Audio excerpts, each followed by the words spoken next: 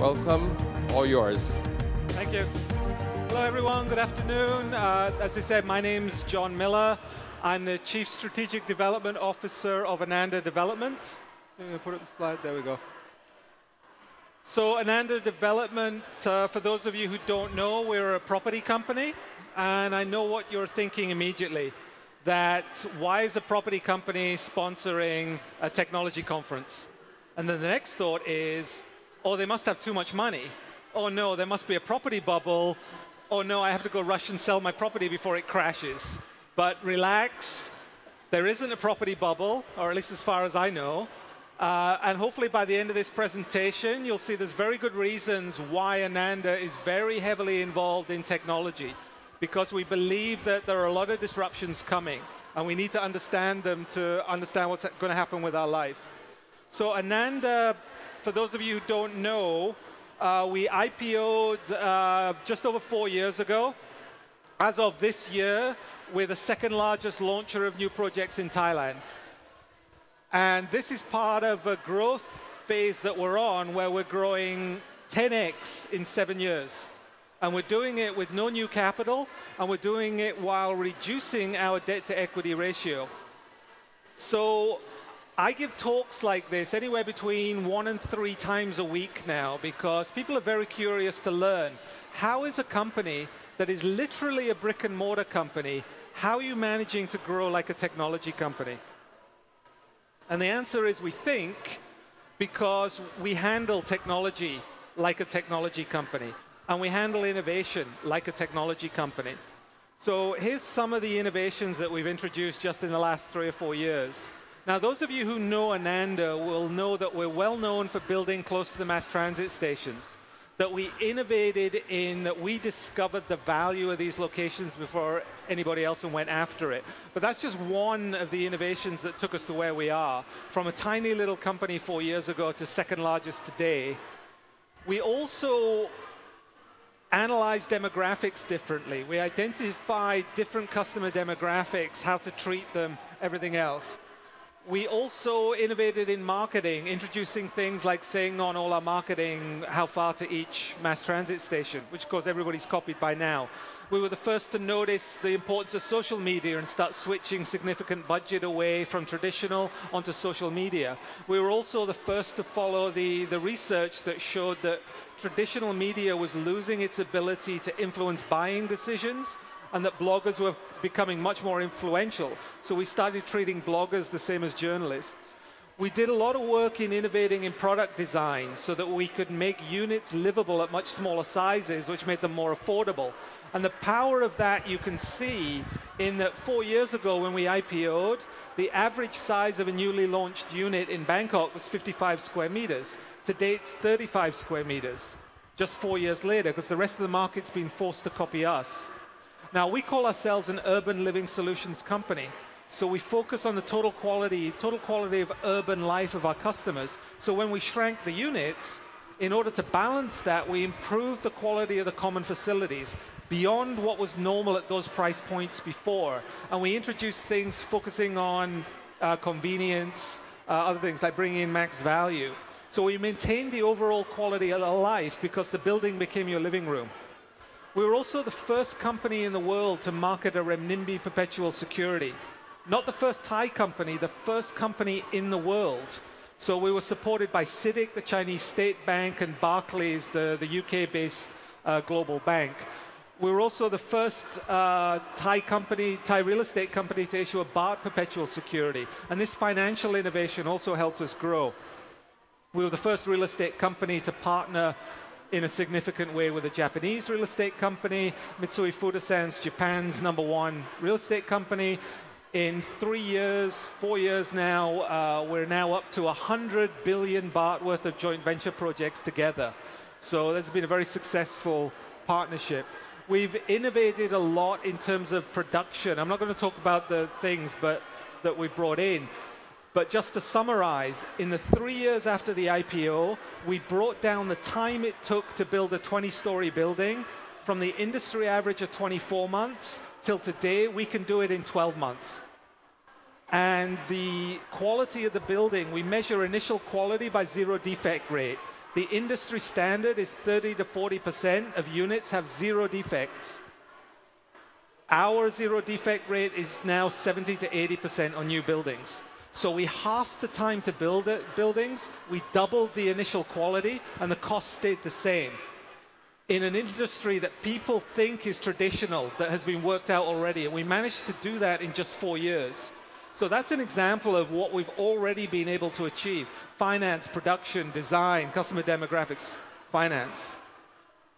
Now, we were also, and we're very proud of this, we were the first company in the world to launch Samsung SmartThings. As you all know, Samsung, one of the largest companies in the world. SmartThings, they've said, is a core to their strategy going forward. So they said by 2020, 100% of Samsung electronic appliances and devices will be smart enabled. So launching it was a big deal. So we're very proud that they could have launched it with any company in the world, but they didn't launch it with an American company. They didn't launch it with a Korean company. They didn't launch it with a Japanese company. They didn't launch it with a British company or a German company. We're very proud that they launched SmartThings to the world for the first time with a Thai company. And we think Thai people should be very proud of this as well. That Samsung looked all around the world and said, that Thai company, that's the best one. That's the one we want to launch with. We also have our new FYI campus. We call this the smartest office in Asia. And I make a joke, it's the smartest office in Asia because we work there. But the real reason it's the smartest office in Asia is we did this office as a partnership with Cisco, Samsung, Fujitsu, and local company Benesys. This office is full of technology that has never been sold outside of America before. So again, as Thai people, you can be proud. If anybody asks, where's the most technologically advanced office in Asia? It's not in Tokyo. It's not in Hong Kong. It's not in Singapore. It's not in Shanghai. It's in Bangkok. Thai people can be proud of that. The most technologically advanced office is here. Thank you. Okay, so from the outside, I've just given you a story about how Ananda is so great at innovation, all this kind of stuff. But we actually live in fear. And we live in fear because even more significant disruptions are coming. And what's driving it is shown up on these graphs. This shows, obviously, population growth and also the change in the rate of urbanization to rural. So what it shows is in 100 years, we go from less than 1 billion people living in cities to 7 billion people living in cities. And in fact, it's even worse than that. In the next 30 years, over 3 billion people are going to move into cities. This is almost doubling the urban population in just 30 years. So in the next 30 years, as many people are going to move into cities as has moved into cities in the last 10,000. That's the scale of this change that's going on. And historically, moving into cities has been bad for human beings. When people first started moving into cities, the archaeological record shows that the average height reduced from 5'9" for a man to 5'3". And the average lifespan expectancy at birth reduced from 40 to 19. So moving into cities historically has been very, very bad for the human being. And we're about to move more people into cities in the next 30 years than we have in the last 10,000. So this is obviously one of the biggest challenges our species has ever faced. It's right up there with climate change, which leads me to wonder, why is nobody talking about this? Why is nobody talking about this enormous challenge our species is facing? And to show the scale of it, this is exponential, a population change. This is the scale of what's happening, how fast, this is just to remind you how unprecedented this is in our entire history as a species. And again, why is nobody talking about this? And this is the answer. The chart on the left shows percentage living in an urban environment, high percentage dark color, low percentage light color. And then the picture on the right, these bubbles represent the amount of population. So what you can see is all the population is living in areas that have low urbanization.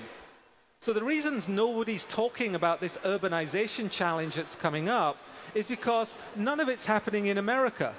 None of it's happening in Europe. None of it's happening in Japan or Australia or anywhere that directs global thinking and global memes. Almost all of it is happening within 5 hours of Bangkok. It's happening in our neighborhood. This enormous once-in-a-species history challenge is happening around us, and nobody's talking about it. And in fact, Southeast Asia, out of 193 countries, most of the ones in Southeast Asia have very low rates of urbanization. So that you can see Cambodia is only 20% urbanized.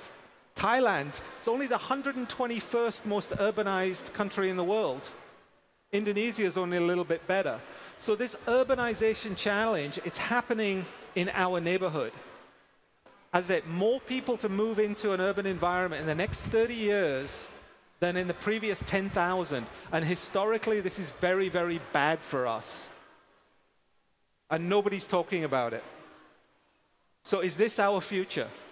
Is this what's going to be the result of this? Is this our future? Is this our future?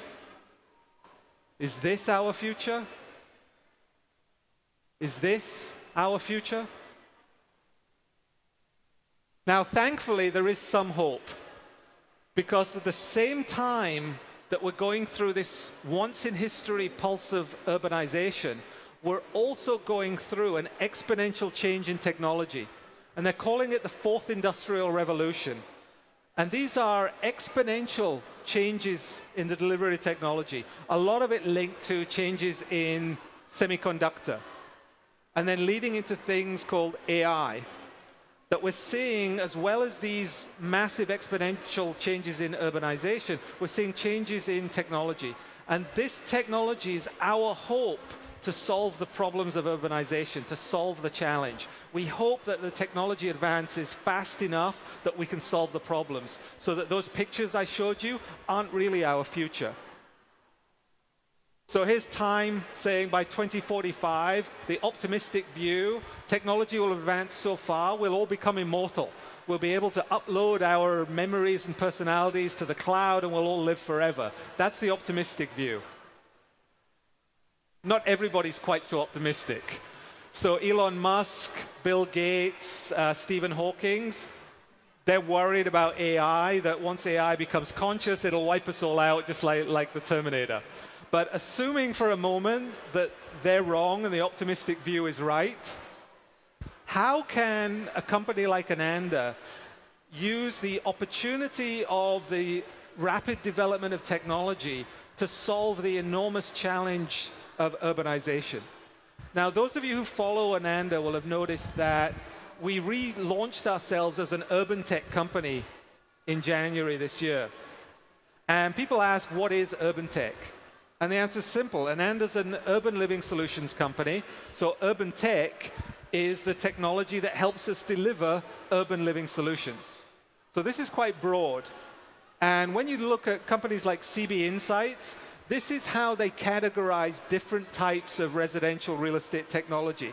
So they have things like tech-enabled brokerages, virtual viewing, property information, all these different types of technology. This is what they do for commercial real estate. Again, you have things like property building management, mortgage tech, O2O services, investment crowdfunding, and then here's the same thing for construction tech, marketplaces, collaboration software, frontier tech applications, etc. These categorizations, we believe, are already obsolete. Looking at technology in that way, in that 20th century way, is completely missing the disruptions that are already taking place within our industry and within urban building environments. And to show how out of date a lot of these categorizations are, the world's largest taxi company owns no vehicles. The world's most popular media company creates no content. The world's most valuable retailer has no inventory. The world's largest accommodation provider owns no real estate. This is how out of date the traditional ways of thinking and categorizing technology and developments is. Here's an example of how fast it can happen. Within 10 years, Tesla is as valuable in terms of market cap as Ford, which is 110 years old. So Tesla created as much value in 10 years as Ford did in 110. That's how fast these changes are coming. And all these other changes are coming as well, changes in the pattern of ownership. So we have Tesla. Elon Musk said within 10 years, he won't sell cars anymore. He'll just deploy 20,000 cars to a city and then it'll be pay-per-use. He won't actually sell them to end users anymore. Uber, ride sharing, Airbnb, home sharing, maid sharing. There's changes in the pattern of ownership coming. We put a slogan on this. We say that the future of Ananda is life as a service. That patterns of ownership are going to change. We can see it in all these different industries like Airbnb and Uber and Seeks that you'll see over there. Patterns of ownership are going to change. And one of the things that's going to significantly disrupt this actually is blockchain. Because up to now, in order to prove you had ownership of a property and to be able to do anything with that property, you need to register it at the land department, at a land registry or a land registration. Basically, the government acts as a neutral third party that says, yes, I have the proof that he owns the property, or she. And everybody would agree that was the truth, single source of truth. But blockchain with its distributed ledger means that you can have an uncorruptible, universally acceptable record of ownership that isn't controlled by the government. So right now, if we want to change the pattern of ownership, the land registration department has to agree with that. Basically, ownership has to fit within their existing categories. But with blockchain, once you disintermediate that, there's going to be an enormous outburst, an enormous burst of creativity in the changes of patterns of ownership, which as someone who sells real estate, if we miss that, we're going to go out of business. So we don't know what's going to happen yet, but we have to be aware of it. Significant disruption is coming because there's going to be creativity in how things are owned, how things are paid for, how things are used, all the way down to maybe not renting a dress by the day, but certainly in real estate. We've seen it in cars, which is the second biggest purchase. It's coming to real estate. Here's another disruption coming. As I said, the smartest office in Asia, we work with Cisco. We saw, and we're using some of the software there. When they piloted it at their Palo Alto office, they saw that the requirement for real estate fell by half. So a piece of software reduced the need for physical software by half. Imagine when that goes all across the world, half as many office buildings needed, half as much concrete, half as much steel, half as much glass, half as much air conditioning, just through one piece of software. That's the power of these disruptions that are coming. We brought this company over to Thailand because we're very interested in how mobility affects the value of location. So this is an autonomous passenger drone. And what they told us is the technology works. It's no longer a technology problem, it's a regulatory problem. Getting the government to agree to let these things fly around populated areas, but it's coming. Maybe it won't go quite as far as this, but it's coming. Other changes, so changes in investment, how investment comes for developers. So right now, as a developer, there's a big barrier to entry.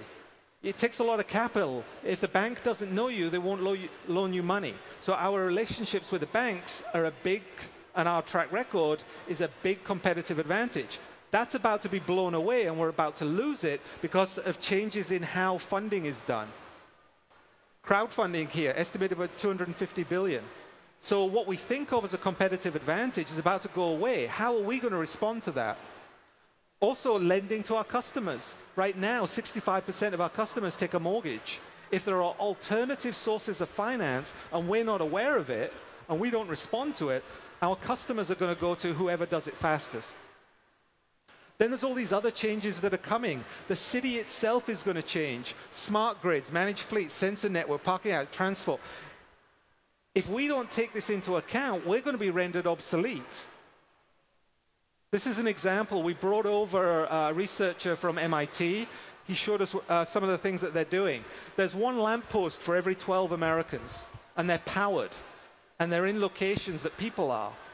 So these are just some of the ways that you can use this to improve the quality of urban life. up to now, we've only thought about an urban living solution that goes up to the border of our property. If we have a competitor that thinks beyond the border and starts integrating these kind of things before we do, we become obsolete and we go out of business. And the entire industry itself is ripe for disruption, because if you look at construction at the bottom, it's the second least digitized industry. Only agriculture and hunting is less digitized than construction. So it's incredibly ripe for disruption. And then real estate itself is in the middle. So we're in an industry that's vulnerable to significant disruption coming from digitization. And we're worried about this because we see this. The rate that Fortune 500 companies are dying is accelerating all the time. So all these companies, as we know, have died recently. And then with further disruptions coming through automation. Thailand's one of the most vulnerable. 72% of jobs are vulnerable to automation here. What happens to our customer base when all these jobs are gone? What kind of work are they going to be doing? What's their pattern of income going to be? Are they still going to be able to take on 30-year mortgages if their employment is more like gig, et cetera, et cetera? If we don't respond to this, we'll lose out to a competitor that does. Now, this is our business model, and I believe it's about to be disrupted. So you can see here, we build close to mass transit stations. And we buy land, we build something, and then we charge a price that allows us to make a profit. And the closer you are to the mass transit station, the higher the price you can charge. Pretty simple, right? So then you wonder, why is the curve different in Tokyo? And why is it different again in London? Why aren't people paying the same premium? And the answer is because they're not paying a premium because they love the station. They're paying a premium to overcome the pain of passing from where they live to where they want to be. And in Thailand, you pay a lot more because, first of all, the climate's a lot worse. It's either really, really hot, or it's raining like somebody's emptying a bucket of water over your head. So the pain of walking 300 meters is much higher in Bangkok than it is in Tokyo or London. So people will pay a premium not to do that. Also, the sidewalks here are terrible. The traffic's dangerous. So people pay a much higher premium. So we know as long as we buy below that curve, we can sell it and make a profit. If we get it wrong, or we pay too much for the land, or we try to charge too much, we'll lose money. So that's fine. But then in Silicon Valley, about a year ago, I saw these three numbers. And they made me realize our business is about to be completely disrupted. And these three numbers show the cost of traveling a mile in a taxi, in an Uber, and a self-driving electric vehicle. So this is an exponential series. An exponential series lead to disruption. So imagine this, in 5 years' time, you're in a condo, you get out of your condo, you get in the lift, you push a button on your phone. By the time the lift hits the bottom, there's a self-driving electric vehicle waiting for you. It takes you 1,650 meters to the station. And when the self-driving electric vehicles, 85% of the traffic will be gone, and your car will be synced to traffic lights. So there will be no delay. It will be painless. You get out at the other end, the car goes off, you don't care, and you get on the mass transit station and goes. And that costs you 10 baht. Would you still pay a huge premium to live within 300 meters when that solution exists? And the answer is no. When you change the pain, you change the premium. And if we don't see this, we're going to die as a business. So if this curve changes, then all this land that works within our business model, if we pay for it, we won't be able to sell it. We won't be able to make a profit. But at the same time, this area becomes more livable because the pain of crossing that distance is reduced. So if somebody else sees this before we do, somebody else will do to us what we've been doing to the rest of the industry for the last 5 years. So we're very concerned about this.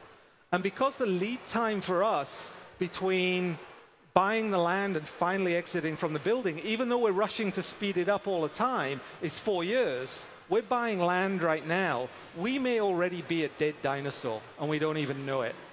That's how pressing it is. That's how this digital technological change is disrupting industries. Even though we seem to be the leader disrupting everybody else, we may already be dead, and we don't even know it. Things are changing that fast.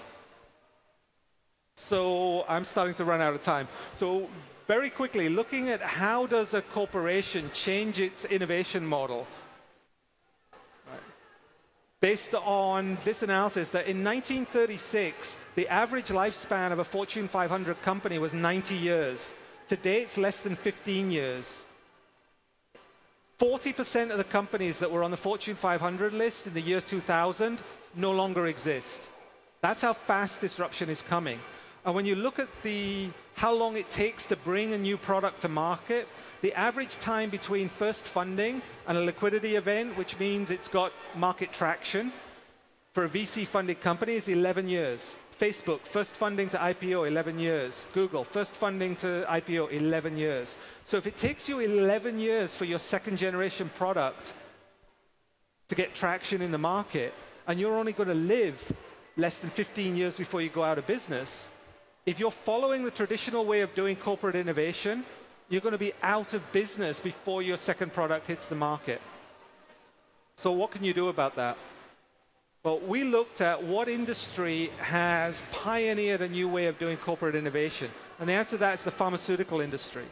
For two reasons. One, they're 100% intellectual property dependent. As soon as a patent runs out, they're out of business. So it's a matter of life and death for them to keep generating, excuse the pun, to keep generating new intellectual property. Second thing is, their product development, their R&D, is incredibly expensive and incredibly risky. It costs between $400 million and $2 billion to bring a new drug to market.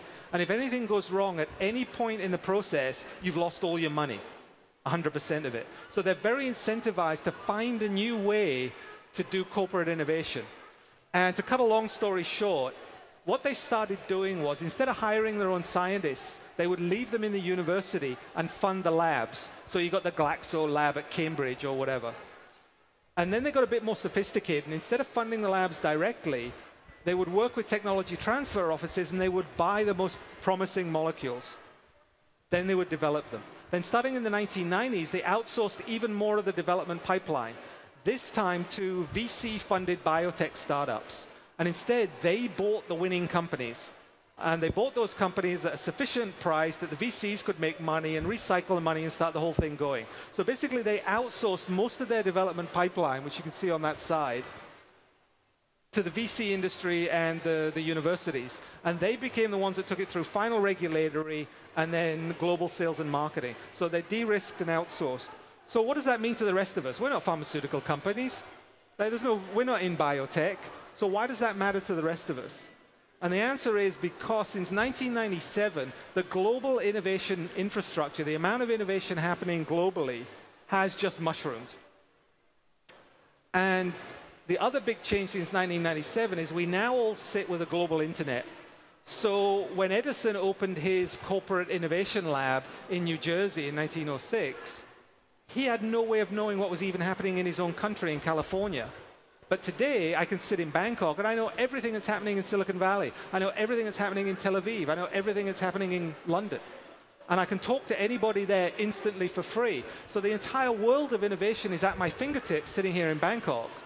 And that brought us to the realization, we have 1,200 brains working in our HQ, which means there are 7.3 billion people, 7.3 billion brains that don't work for Ananda. And even a partner like Samsung, 500,000 staff, there are still 7.3 billion people who don't work for Samsung. 7.3 billion brains with an enormous global innovation infrastructure to support them, and all available at your fingertips. And if we figure out, if we've got a problem, if we have a need for a solution or a product, it's likely somebody somewhere else in the world has the same need. If there's more than one of us have that need, it's quite likely someone's either developed a solution, is developing a solution, or is developing something we could adapt to be the solution. So, this moves on. So this means that a corporate innovation strategy has to change from the traditional one of asset management, which is hiring the best people, putting them in the best facilities, generating the best intellectual property and owning it, to one of what we call access management. For us to win, we have to be the fastest to find the solution and the most agile corporation to deploy it across our platform. And this is a very different skill set to traditional corporate innovation. Okay, I'm pretty much out of time now. So we do things like, because we understand our competitive advantage is not about owning things, it's about being the fastest and most agile, then we can do things like the ecosystem support that many of you have seen us do. Do things like support SCB, the incubator support, the event support, and things that we do. Because we know our competitive advantage comes from us being the fastest to identify those solutions and the fastest to deploy them. That's how we win, not by trying to own and control and block off everything. That's where our competitive advantage really comes from. So this is when we launched it, 30th of January. So down to the last few seconds, so I'll conclude. You can see here how we as a corporation view what's happening in terms of urban living. How these technology trends are disrupting not just urban living, but disrupting a corporation like us. How it's incredibly broad, how disruption happening in areas that look completely unrelated. Why should we care about self-driving cars? Because self-driving cars could disrupt our business. And if we don't see that, we could be a dinosaur. So you have to be much, much more aware of what's going on, because exponential changes in other areas can actually kill your business. But at the same time, we have this enormous opportunity. So what is urban tech? What is this digital disruption in living? This digital disruption in living is the greatest opportunity in history to benefit the greatest number of human beings. Things that we do now will impact billions of people for centuries to come. So that's the threat and also the opportunity of disruption in living. Thank you. ขอเสียงปรบมือให้กับดร.จอห์น มิลล่าด้วยครับและขอการเป็นเชิญบนเวทีอีกครั้งนะครับดร.กสิทธิธร ภูพาราไดครับสำหรับมอบของที่ระลึกเช่นเคยนะครับเรียนเชิญเลยครับ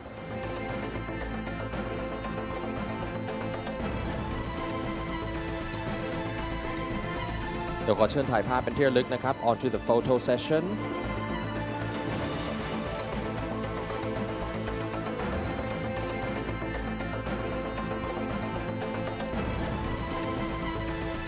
ขอเสียงปรบมือให้ดร.จอห์นครับ Thank you so much for joining us today and for the wonderful speech และขอบพระคุณดร.กสิทธิธรด้วยนะครับ